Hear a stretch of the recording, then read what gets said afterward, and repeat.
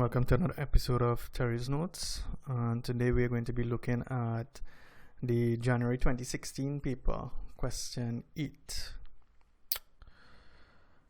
Now, this is one of those questions that tend to give students lots of trouble. Okay, so we have some diagrams here, and it shows the first three figures in the sequence, right? So in this first figure, we have what looks like a kite. Second figure, we have a kite attached next, a kite next to the first kite. And in figure 3, we have 3 kites. So draw the fourth sequence in the figure. All right, so the fourth sequence should really be 4 kites next to each other. So you're gonna put this.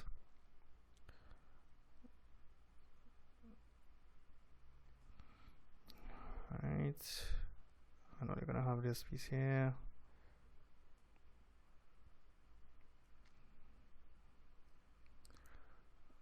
So basically you're just drawing four kites, right? In the exam you'll use your ruler to draw the lines properly, right? I'm just drawing freehand. Alright, so this is the fourth figure in the sequence. Now in this part, this is where students get a lot of trouble. So we have, they said the table below shows the number of dots and lines in each figure. Study the pattern in the table and complete the table by inserting the missing values in the rows numbered 1, 2, 3, and 4. Alright, so let's look at the dots. Let's see what's happening with the dots. So in the first figure, we have 4 dots. In the second figure, we have 7 dots. And in the third figure, we have 10. Now, if you look at the pattern with the dots, you see you go from 4 to 7 to 10. So the difference between the 4 and the 7 is 3. The difference between the 7 and the 10 is also 3, which means that for every figure that we add, we are adding 3 dots, right? So therefore, if we want the fourth figure, we're going to add 3 more dots.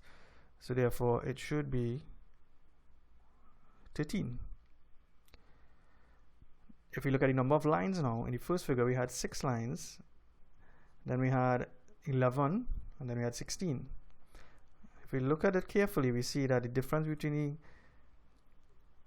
the 6 and the 11 is 5. The difference between the 11 and the 16 is also 5. So therefore it's increasing by 5, right? So therefore in the fourth figure, it should be 16 plus 5, which is 21. So that part is pretty straightforward. Then they've omitted figures 5 to 9 and they want to know what happens at 10. Alright, so let's work something on the side here. So we have 4, 5, 6, 7, 8, 9, 10. Right? And we have dots and we have lines. Alright, so initially we had, so for 4 we have 13,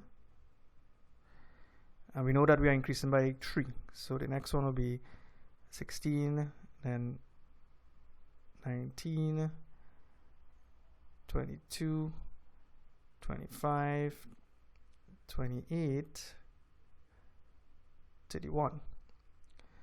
Right, I'm just incrementing by 3. In the case of the lines, we are incrementing by 5. So the fourth figure was 21 lines. So we're going to add 5, so that will be 26, 31, 36, 41, 46, and 51. Right? So for the 10th figure, it will be 31 dots and 51 lines. Now at this point, the best thing to do is just try to find what is the actual relationship, right? Come up with a formula. That is what I asked you in the last part here. But what we're going to do, we're going to try to figure it out now. So for the first figure, which is 1, the number of dots is given by 4, right? And the second figure, the number of dots is 7. So if we put 4 plus 2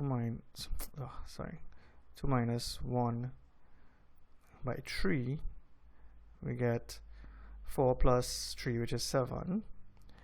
And the third figure, we get 4 plus, I say 3 minus 1 by 3, and that will give us 10. So the pattern really is 4 plus n minus 1 times 3, right? So this is the equation or the pattern that we can use to figure out the number of dots, right? So when they said if for the n term it will be 4 plus big N minus 1 by 3, right? And now the thing is, this is a little difficult. I'm not sure what CSEC is looking for here. You need to practice this a lot before you can figure out questions that have patterns in them, right?